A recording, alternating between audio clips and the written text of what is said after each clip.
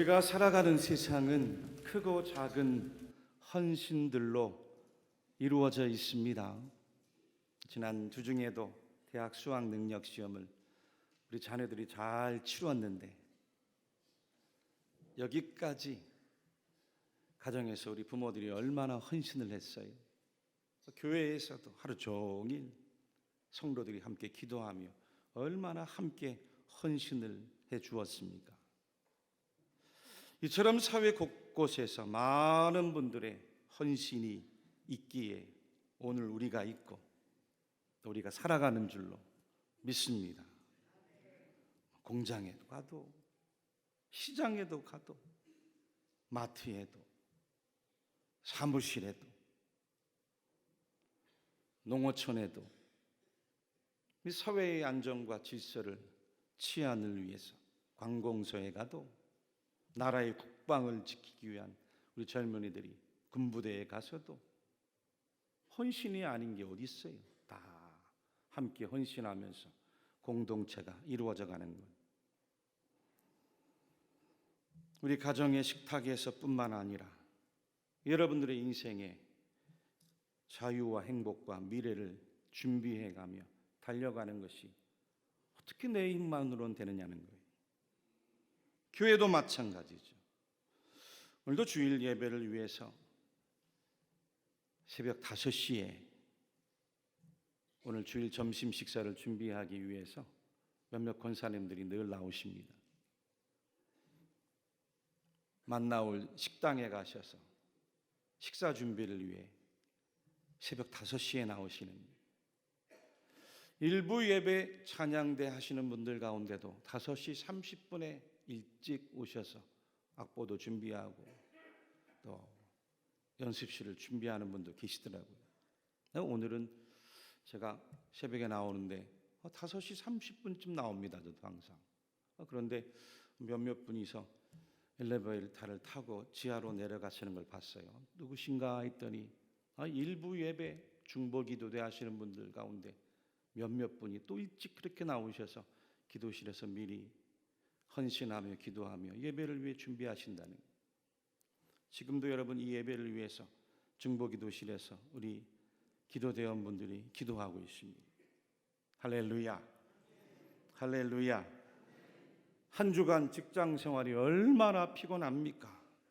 비좁은 저 방송실에서, 개수실에서, 중보기도실에서, 또 교회학교 교사로, 예배와 새가족 안내로, 이 성전 마당에서는 춥든지 덥든지 비가 오든지 아니 오든지 성도들이 가지고 오는 차량을 주차 안내로 또 차량 운행으로 한 분 한 분이 다 수고하는 거죠. 카페에서도 아나바다에서도 도서관에서도 교회 곳곳에서 이름도 없이 빛도 없이 묵묵하게 봉사하는 분들의 헌신과 수고가 오늘 우리가 함께 예배하며 존재하게 하는 줄로 믿습니다. 지난 주중에도 어느 집사님이 잠깐 목양실에 오셨어요. 이런저런 대화를 나누다가 목사님, 제가 교회에서 열심히 봉사했습니다. 열심히 봉사했는데 어느 날 자녀가 이런 이야기를 하더라는 거예요. 엄마, 교회에서 열심히 봉사하느라고 우리를 잘 안 돌봐줬잖아요. 아이가 커서 그 이야기를 듣는데 얼마나 마음이 아팠는지 상처가 됐다고. 그 이야기를 들으면서 저도 마음이 너무 아팠어요. 함께 기도해 주었습니다. 희생 없이, 헌신 없이, 봉사 없이 가정도 사회도 직장도 나라와 민족도 교회도 존재하기가 어렵습니다. 과거 우리 부모님들의 헌신이 있기에 오늘 우리가 있는 것 아닙니까?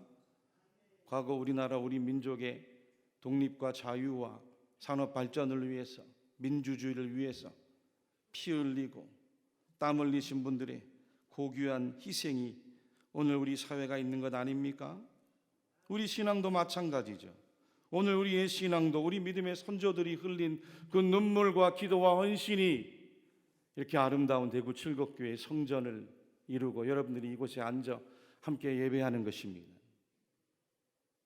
우리 교회의 아름다운 역사와 전통도 우리 후손들도 있게 만든 것입니다. 우리가 받은 구원도, 우리가 받은 생명도, 우리가 받은 죄사함도, 우리가 지금 누리고 있는 그 하나님의 나라 천국도 거저된 게 없습니다. 놀랍게 우리 하나님께서도 저와 여러분들을 위해 헌신을 마다하지 않으셨어요.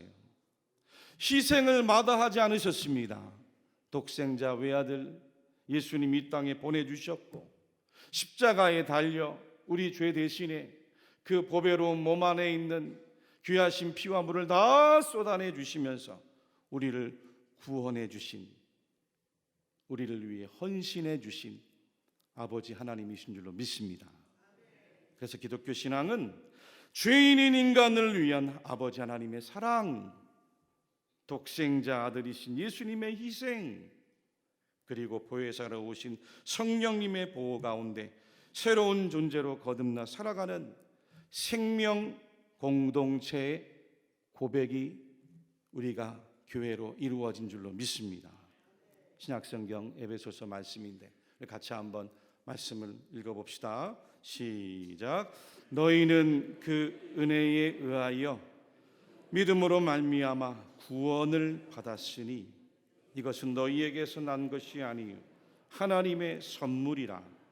행위에서 난 것이 아니니 이는 누구든지 자랑하지 못하게 함이라. 우리는 그가 만드신 바라 그리스도 예수 안에서 선한 일을 위하여 지으심을 받은 자니 이 일은 우리로 그 가운데서 행하게 하려 하심이니라. 아멘. 무슨 뜻입니까? 이제부터는 예수님 안에서 선한 존재로 살아가기 위해서였다는 거예요. 하나님께서 기뻐하시는 선한 일을 행하도록 하기 위해서였다는 거예요. 그 선한 일이 무엇입니까? 오늘 읽은 본문 고린도전서 10장 24절과 마지막 33절에서 이렇게 말씀하셨어요. 누구든지 자기 유익을 구하지 말고 남의 유익을 구하라. 나와 같이 모든 일에 모든 사람을 기쁘게 하여 자신의 유익을 구하지 아니하고 많은 사람의 유익을 구하여 그들로 구원을 받게 하라. 아멘. 그동안은 예수 믿기 전에 나만을 위한 삶을 살아왔다면 이제는 예수님 믿고 나만을 위한 것이 아니라 남을 위한 삶을 살라는 거예요. 전에는 내 욕심, 내 욕망, 내 이기, 내 성공, 내 물질, 나만의 유익을 추구하며 삶을 살아왔다면 이제부터는 다른 사람을 위한, 남을 위한, 이웃을 위한, 여러 사람을 위한 유익을 추구하는 삶을 사는 것이 복음의 삶이라는 거예요. 그래서 오늘 본문에 말씀하고 계신 유익이란 이 단어가 헬라어 원어로 보면 쉼페론입니다. 한번 따라해 볼까요? 쉼페론. 쉼페론. 이 쉼페론은 쉼이라고 하는 함께, 더불어라는 뜻과 이 페로라고 하는 지탱하다, 나르다, 가져오다라는 두 단어가 합성이 돼서 결합이 돼서 함께 가져오다, 함께 날라오다, 또 함께 지탱하다라는 의미로 사용됐어요. 당시 고린도라는 이방 도시에 바울 사도가 복음을 전하고 교회가 세워졌습니다. 얼마나 놀라운 이야기예요. 그런데 그 교회 안에 이방인들이 먹는 음식 문제 때문에 시험이 들어요. 이 고린도라는 도시가 당시 여타 다른 이방 도시들과 마찬가지로 우상 숭배가 만연했습니다. 특히 고린도는 아테네라든지 또 마케도니아와 같은 고대 그리스를 대표하는 정치, 경제, 또 사회, 문화, 예술의 중심지였어요. 우상 숭배가 더 만연한 거예요. 더군다나 이 고린도는 항구 도시입니다. 그러니까 각 나라에서 배들이 들락날락하면서 선원들이 가지고 온 각 나라의 각 인종의 잡신들이 다 들어와서 얼마나 난잡했는지 알 수가 없어요. 그러니 시장마다 신전에서 제사하고 남은 고기들이 유통이 되고, 또 이웃집에 초대 가서 먹는 음식들도 거의 대부분이 이방신에게 제사하고 나온 음식을 대접받는 경우가 많았어요. 그러니 믿는 성도들이 되어서 이 음식을 먹어야 될지 말아야 될지 고민이 되고 시험이 되는, 바로 그때 바울 사도가 전한 말씀이 무엇입니까? 25절로 31절까지 말씀 같이 한번 읽어봅시다. 시작. 무릇 시장에서 파는 것은 양심을 위하여 묻지 말고 먹으라. 이는 땅과 거기 충만한 것이 주의 것임이라. 불신자 중 누가 너희를 청할 때 너희가 가고자 하거든 너희 앞에 차려놓은 것은 무엇이든지 양심을 위하여 묻지 말고 먹으라. 누가 너희에게 이것이 재물이라 말하거든 알게 한 자와 그 양심을 위하여 먹지 말라. 내가 말한 양심은 너희 것이 아니요 남의 것이니 어찌하여 내 자유가 남의 양심으로 말미암아 판단을 받으리요. 만일 내가 감사함으로 참여하면 어찌하여 내가 감사하는 것에 대하여 비방을 받으리요. 그런즉 너희가 먹든지 마시든지 무엇을 하든지 다 하나님의 영광을 위하여 하라. 먹든지 마시든지 성도들이 이때 판단해야 될 그 근거, 그 준거가 쉼페론, 유익이. 근데 어떤 유익이에요? 나의 유익이 아니라 남의 유익, 다른 사람의 유익, 다른 형제자매의 유익, 그것을 판단의 준거로 삼으라는. 왜요? 성도들은 함께 가져오고 함께 지탱하고 또 함께 나누는 사람들입니다. 무엇을 함께 가져오고 무엇을 함께 지탱하고 무엇을 함께 나누는 사람들입니까? 바로 하나님의 영광이에요. 할렐루야. 하나님의 영광을 위해 함께 사는 거예요. 하나님의 영광을 위해 함께 교회가 지탱되는 거예요. 하나님의 영광을 위하여서 함께 살아가는 거예요. 이것을 위해 성도들은 무슨 일에서나 어떤 일에서나 그 판단의 준거는 철저하게 나의 유익이 아닌 남의 유익이란 말씀의 뜻이었어요. 그러니 시장에서 파는 음식, 모든 것이 다 하나님께로부터 온 것임을 믿고 감사함으로 먹되, 단지 누군가가 이 음식은 이방신에게 바친 제물입니다 라고 말하는 경우에는 그의 연약함을 위해서 먹지 말라는 겁니다. 할렐루야. 할렐루야. 불신자의 집에 초대를 받고 간 경우에도 그 환대가 얼마나 감사해요. 그 불신자에게 복음을 전해야 되잖아요. 그러니까 감사함으로 그 음식을 받아서 먹어라. 그 판단의 근거는 이처럼 남의 유익이다. 할렐루야. 성도들은 모든 일의 판단의 중심을 내가 아닌 남을 위한 유익과 기쁨과 덕을 구할 때 함께 하나님의 영광을 나누고 함께 하나님의 영광을 지탱하고 함께 하나님의 영광을 가져오며 함께 하나님을 향하여서 영광을 돌릴 수 있다는 뜻의 말씀인 줄로 믿습니다. 교회 여러분들, 헌신이 무슨 뜻입니까?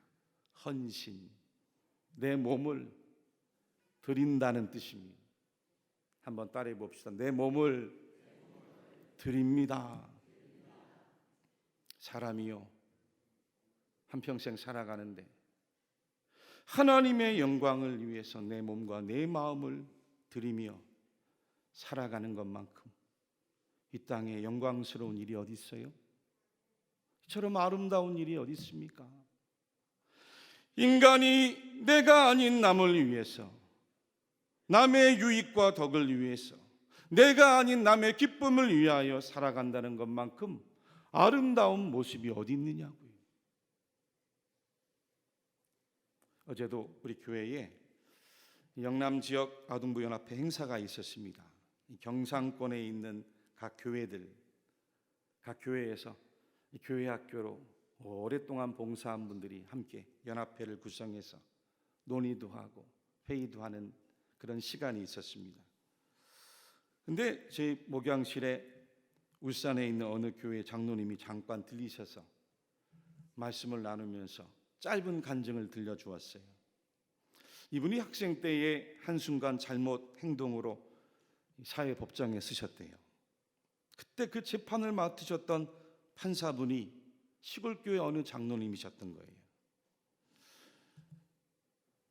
재판을 하면서 반성문을 수십 장 써서 냈는데 그 장로님이신 판사분이 그걸 다 읽더니 내가 법복을 벗으면서 이 학생은 내가 앞으로 책임질 테니 용서해 줍시다. 용서해 줍시다 하면서 큰 은혜를 받았다는 거예요. 그리고 나서 이후에 교회를 나오게 되었고 그 받은 은혜를 갚기 위해 회사를 다니면서 그때부터 저 강원도 골짜기에서 저 제주도 아래까지 시국교회 아이들을 초청을 해서 본인 사비로 버스를 대절하고 방학이 되면 현대중공업 그 회사에 구경을 시켜주고 아이들의 미래와 비전과 신앙을 위해서 좋은 이야기, 복음을 전해주었다는 거예요. 지금은 비록 회사도 은퇴를 하고 또 교회에서도 장로님으로 은퇴는 했지만 그 교회학교 아이들을 위해 봉사했던 시간 지금까지도 그렇게 본인에겐 너무 좋았다고, 너무 감사했다고, 행복했다고 환하게 웃으시면서 목양실 문 나가시는 뒷모습이 얼마나 멋지시고 아름답던지 이 종의 마음이 참 감동을 받았습니다. 근데 교회 여러분, 어찌 이분 장로님 뿐이겠습니까? 우리 교회에도 본인 생활이 어렵고 생업이 힘들음에도 불구하고 교회학교 교사로 10년, 20년, 30년 봉사하신 분들이 많으세요. 성도님들이 주일 예배 마치고 다 집에 돌아가면 오후에 성전을 청소한다고 청소하시는 분도 계시고 그것도 모자라서 월요일날 이른 아침부터 나오셔서 교회 화장실부터 시작해서 모든 공간들 다 다니면서 청소하는 분도 계세요. 교회 마당에 휴지를 줍는 분도 계시고 저녁에는 교회 안에 있는 당직실에서 잠을 청하며 아침 일찍 새벽기도에 오시는 성도님들을 위해 성전의 문을 활짝 여시는 봉사자들도 계시고 이 모두가 받은 바 하나님의 사랑과 그 구원, 그 은혜에 감사하여 하나님의 영광을 위해 여러 성도들을 위해 내 몸을 들여 헌신하는 분들인 줄로 믿습니다. 나만의 유익이 아닌 하나님의 영광과 남의 유익을 위해 내 몸을 헌신으로 봉사하는 모든 아름다운 분들의 삶의 이야기예요. 신앙의 이야기입니다. 예수님께서 다음과 같은 천국 복음을 들려주었습니다. 내가 진실로 진실로 너희에게 이르노니 한 알의 밀이 땅에 떨어져 죽지 아니하면 한 알 그대로 있고 죽으면 많은 열매를 맺느니라. 천국의 복음이에요. 인자가 온 것은 섬김을 받으려 함이 아니라 도리어 섬기려 하고 자기 목숨을 많은 사람의 대속물로 주려 함이니라. 내가 진실로 너희에게 이르노니 너희가 여기 내 형제 중에 지극히 작은 자 하나에게 한 것이 곧 내게 한 것이니라 하시고 이 지극히 작은 자 하나에게 하지 아니한 것이 곧 내게 하지 아니한 것이니라 하시리니 그들은 영벌에 의인들은 영생에 들어가리라 하시니라. 마태복음 5장 13절에서 16절은 이런 말씀도 하셨어요. 같이 한번 말씀을 읽어봅시다. 시작. 너희는 세상의 소금이니 소금이 만일 그 맛을 잃으면 무엇으로 짜게 하리요? 후에는 아무 쓸데없어 다만 밖에 버려져 사람에게 밟힐 뿐이니라. 너희는 세상의 빛이라. 산 위에 있는 동네가 숨겨지지 못할 것이요 사람이 등불을 켜서 말 아래 두지 아니하고 등경 위에 두나니 이러므로 집안 모든 사람에게 비치느니라. 이같이 너희 빛이 사람 앞에 비치게 하여 그들로 너희 착한 행실을 보고 하늘에 계신 너희 아버지께 영광을 돌리게 하라. 아멘. 여러분들은 지금 봉사의 삶을 살아가고 계십니까? 여러분들은 지금 하나님의 영광과 여러 사람의 유익을 위한 헌신의 삶을 살아가고 있습니까? 오늘 읽은 본문 마지막 절에도 이렇게 말씀하셨어요. 유대인에게나 헬라인에게나 하나님의 교회에나 거치는 자가 되지 말라. 나와 같이 모든 일에 모든 사람을 기쁘게 하여 자신의 유익을 구하지 아니하고 많은 사람의 유익을 구하여 그들로 구원을 받게 하라. 하나님의 교회 안에서도 성도들이 많은 사람의 유익을 위하여, 내가 아닌 남의 유익을 위해, 남의 기쁨을 위해 서로 봉사하고 헌신하고 섬기는 일이 바로 성도가 해야 될 마땅한 일이다 말씀하신 거예요. 이 일로 인해서 많은 사람이 구원에 이를 수 있다라고 말씀하셨어요.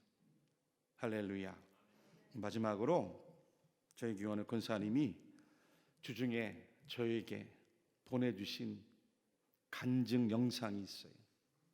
미국에 사는 손자가 간증을 했는데 기억이 나요. 그 손주를 위해서 같이 기도했던. 권사님께 말씀을 드리고 오늘 1, 2, 3부 예배 때 다 간증의 영상을 보았습니다. 한번 보겠습니다. 제 이름은 조예준이라고 합니다. 저는 오늘 제 이야기가 아닌 하나님의 이야기를 여러분들과 나눠보자 왔습니다. 저는 기독교 가정에서 태어나 교회에 다니며 하느님을 알고는 있었지만 그분의 존재와 제 삶에 대한 하나님의 계획을 자주 의심했었습니다. 10대 초반 저에게 가장 중요했던 것은 세상 가치와 저 자신이었습니다. 15살 때 저는 귤만한 크기의 뇌종양 진단을 받았습니다. 앞으로 어떤 일이 일어날지 전혀 알지 못한 채 뇌수술을 받았습니다.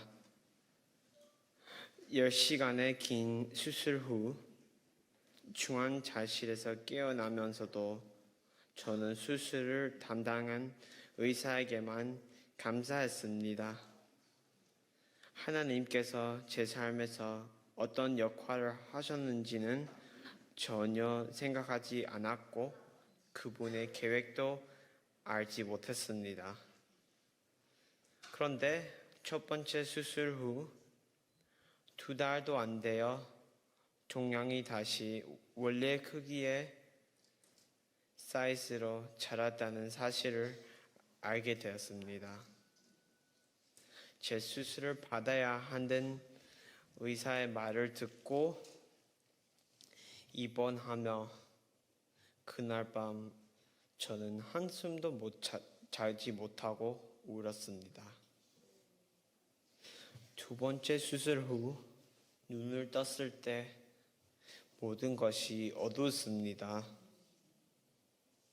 의사들이 밝은 빛을 제 눈에 비춰주면 저는 아무것도 볼 수 없었습니다. 제가視力을 잃었다는 사실을 깨달았을 때 저는 절망에 빠졌습니다. 모든 희망과 꿈이 사라졌습니다. 그 겨울 저는 화장실에 틀어박혀 울며 하나님께 따졌습니다. 왜 저입니까? 저는 이 상황을 도저히 이해할 수 없었습니다. 몇 달이 지나고 코로나가 시작됐을 때 저는 두 번의 수술을 되돌아보았습니다. 그때 부모님이 저에게 제가 수술하고 깨어났을 때 하나님께서 제 입을 통해 말씀하신 것을 들려줬습니다. 마취에서 깨어나며 입원실에서 저를 돌봐주던 엄마와 아빠에게 두 가지 말을 했습니다. 첫째는 나는 두 명의 아버지가 있다고 말했는데 한 아버지는 내 육신의 아버지고 다른 한 분은 하늘에 계신 아버지 고백했고 두 번째는 하나님께서는 우리를 세상에 보내실 때 하나님의 선한 일들을 많이 하도록 보내셨다고 말했다고 합니다.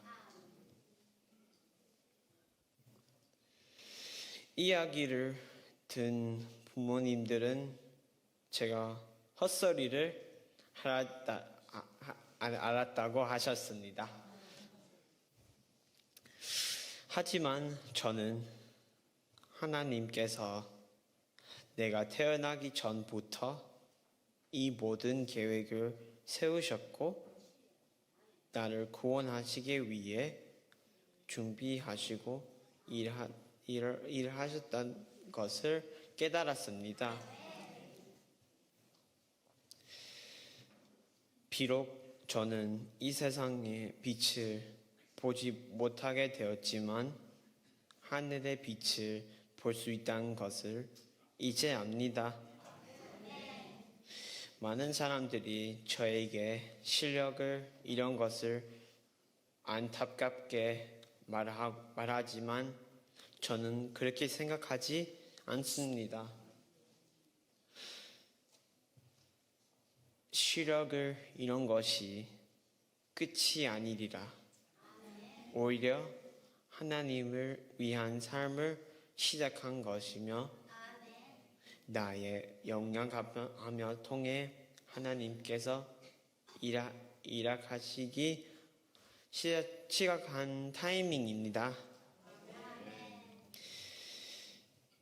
놀이동산 가서 재미있는 롤러코스터를 타려고 특별한 티켓을 가지는 것처럼 저는 이제 영원한 하나님의 나라로 향하는 열차에 탑승할 티켓을 가진 것입니다.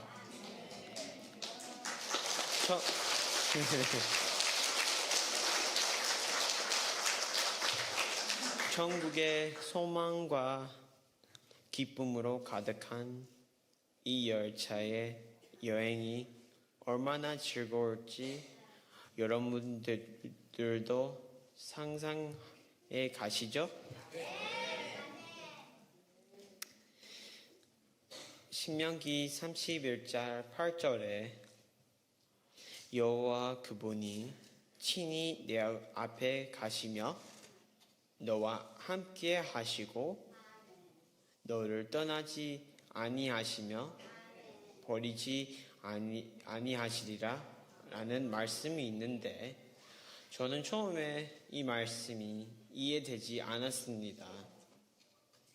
하나님께서 우리보다 앞서 가시면 어떻게 우리와 함께 계실 수 있지?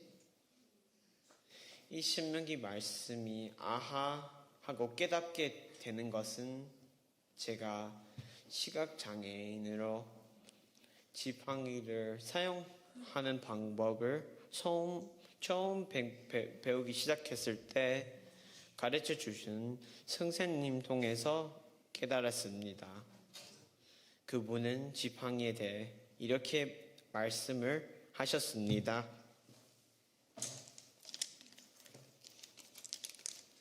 지금 제가 가지고 있는 이 지팡이처럼 이 지팡이는 항상 너보다 2발자국 앞서갈 거야. 하지만 어디를 가든지 너와 함께하며 안전하게 너를 인도해 줄 거야. 내가 보일 수 없어도 절대 두려워하지 마.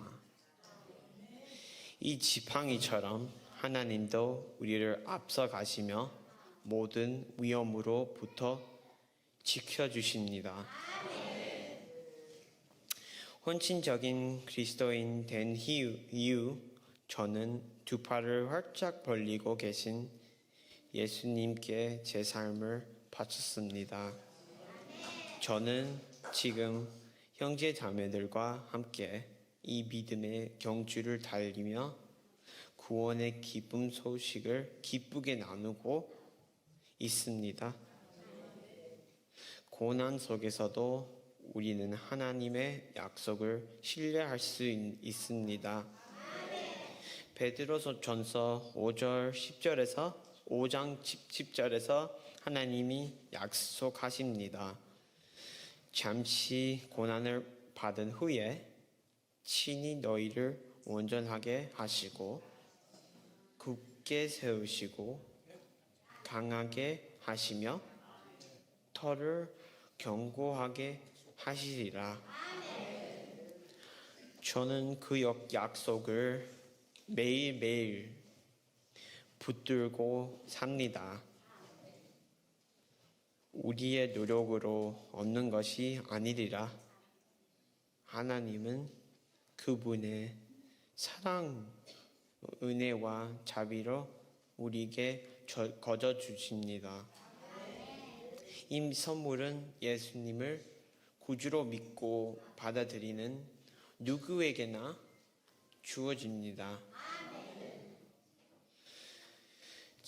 제가 시력을 잃은 지 이제 2179일이 됐어요.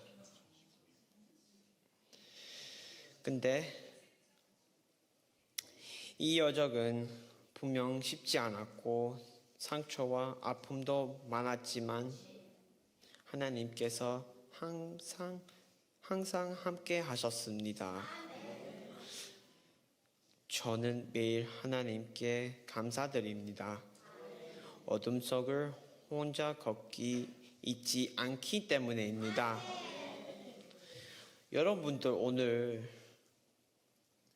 함께 하시는 하나님께 감사하고 그분과 친밀히 동대하실 기도합니다. 제 삶 속에 있는 하나님의 이야기를 들어주셔서 감사하고 소금과 빛이 되게 바랍니다. God bless you. Thank you so much. 20살 청년이 시력을 잃는 전망 가운데도 어떻게 저렇게 대견하고 의연할 수 있을까? 아니 오히려 빛과 소금으로 사십시오. 하나님 영광을 위해서 헌신하며 살아가십시오. 어떻게 저렇게 말할 수 있을까? 여러분 그것은 다름 아닌 저와 여러분들이 믿는 기독교 신앙에 생명이 있기 때문인 줄로 믿습니다. 여러분들은 지금 어떤 헌신의 삶을 살아가고 있습니까?